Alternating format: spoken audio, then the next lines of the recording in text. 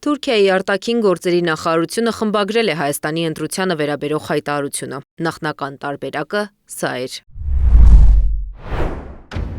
Ցանկանում ենք, որ ձևավորվեն Հայաստանի և Ադրբեջանի միջև վերջնական խաղաղության համաձայնագիրը ստորագրելը հնարավոր դարձնող պայմաններ։ Հնարավոր դարձնող պայմանները փոխարինել են Թուրքիայում ձևավորված հույսով, Հայաստանից ակնկալելով ավելի համարձակ քայլեր։ Թուրքիան հույս ունի, որ հետընտրական շրջանում Հայաստանը ավելի համարձակ քայլեր կձեռնարկի տարածաշրջանում խաղաղության և հարաբերությունների կարգավորման ուղղությամբ։ Թուրքագետ Ռուբեն Մելքոնյանը դեժավյու է ապրում ավելի համարձակ քայլեր արտահայտությունը լսելիս։ Ամերիկյան պաշտոնյա Բոլթոնի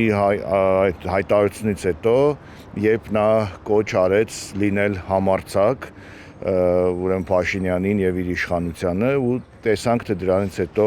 ինչպիսի քայլեր եղան։ Համարձակորեն Արցախը ճանաչեցին Ադրբեջանի տարածքային ամբողջականության մաս, համարձակորեն Արարատ սարը հանում են սիմվոլիկայից, համարձակորեն Հայոց ցեղասպանության միջազգային ճանաչման հարցը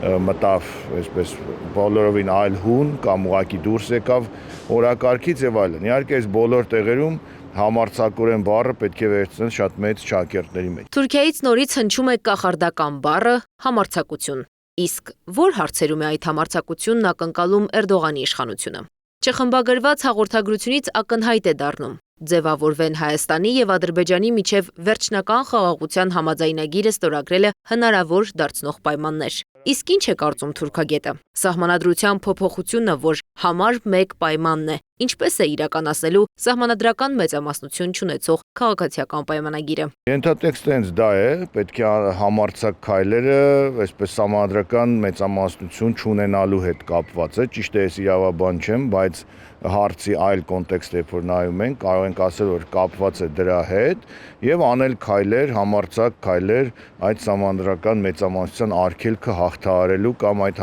սահմանադրական մեծամասնությունը ձևավորելու համար։ Թե այդ համարձակ քայլերը արդեն տեխնիկապես իրենից ինչ կենթադրեն, օրենքի ոտնահարում, բռնության շարունակում, թե ընդդիմադիր падգամավորների տարբեր մեթոդներով իշխանության կողմ թեքում։ Հայաստանի երրորդ հանրապետությունը 6 նախագահական, 8 խորհրդարանական ընտրություն է ունեցել։ Այն միշտ եղել է Թուրքիայի եւ Ադրբեջանի ուշադրության կենտրոնում, բայց ոչ մի դեպքում թուրք լրագրողները գրեթե նույն ուրախությամբ չեն տոնել իշխող ուժի համեմատաբար բարձր ցուցանիշները։ Ակտիվ է նաեւ թուրքական մամուլը։ Վերլուծություններ, բազմաթիվ հոդվածներ են հրապարակվում Հայաստանի ընտրության վերաբերյալ։ Օրինակ Դիք գազեթե կայքի թուրք վերլուծաբանը բաց տեքստով գրում է, որ Անկարան Նիկոլ Փաշինյանի իշխանության շարունակությունը համարում է ռացիոնալ եւ նախընտրելի տարբերակ։ Իսկ օրինակ թուրքական Անադոլուն ընտրությունից 1 օր առաջ գրել է. Ընտրողները հունիսի 7-ին կգնան ընտրատեղամասեր բարձր խաղադրույքներով մրցավազքում, որը կարող է որոշել Հայաստանի, Ադրբեջանի եւ Թուրքիայի հետ մերձեցման ապագան, սահմանադրական բարեփոխումների ծրագրերը եւ ազգային ինքնության նոր տեսլականը։ Մինչդեռ Թուրքիան մյուս 14 ընտրությունների դեպքում միայն արարողակարգային տեքստեր էր հրապարակում։ Նախորդ բոլոր